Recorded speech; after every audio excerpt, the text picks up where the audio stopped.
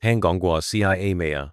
呢個 CIA 唔係美國中情局，而係資訊保安最重要嘅3個原則。資訊保安嘅終極目標，其實可以用 CIA 三角嚟完美概括。首先 ，C 係機密性，即係確保只有獲授權嘅人先可以存取到重要數據。跟住 I 係完整性，要確保數據唔會俾人未經授權咁修改或者破壞。最後 A 係可用性，確保獲授權嘅用戶喺需要嘅時候可以順利登入系統。呢3個原則係缺一不可嘅。